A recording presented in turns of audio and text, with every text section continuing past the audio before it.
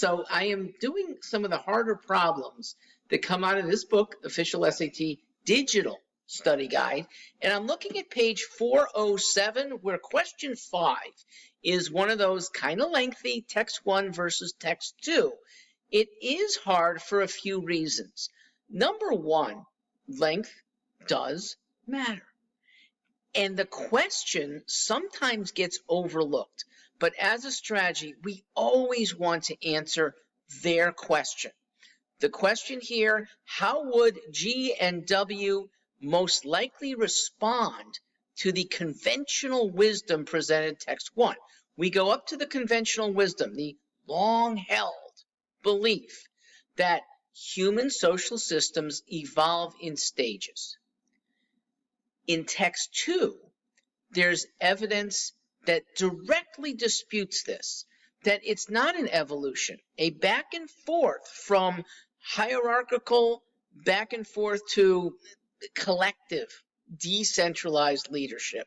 And that dates back, they say, 50,000 years. So the text 1 wisdom is from 12,000 years ago, that they're saying, there's this progression once we switch to agriculture.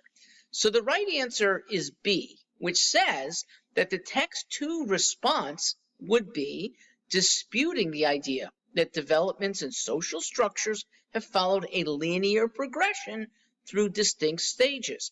See why this has to be right. Text 2 is saying this back and forth with the seasons is how these societies organize themselves. So that's not linear. That's not even a progression. That is, it's springtime, and some leader of a clan is saying, you pick berries, you hunt deer, you try to capture rabbits. All come together, and a hierarchical group above you will decide how well you've done. That is a new structure, and come wintertime, that same clan might change and be disparate and do your own thing, no hierarchy. So there's a bit of an issue with the word linear. And it's for that reason that I put this on hold, because linear is direct in a line. If you're paying attention to the SAT math, linear has a meaning, not a curvy line, but a straight line. So this deserves pause.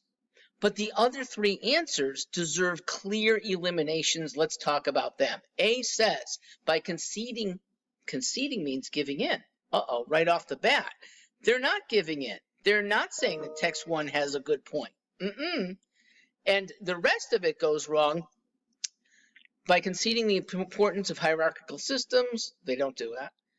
But asserting the greater significance of the decentralized societies, that means they're saying one's better than the other. They're not doing that. There's just two systems in play. One switches on and off, and according to text 1, it's linear. Go to C. C is the opposite.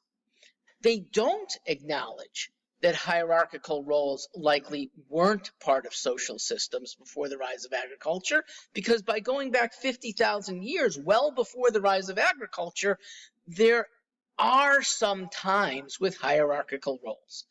Finally, there's D. Please recognize that D is talking only about the existence of groupings of hunter-gatherers, not the difference in how they structure themselves.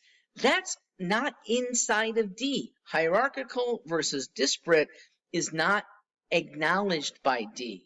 So text 2 would probably agree that these are groups, that they existed early on, but they're silent about whether the hierarchical progression was in existence. Hope this has been helpful. I'm Mark Greenstein.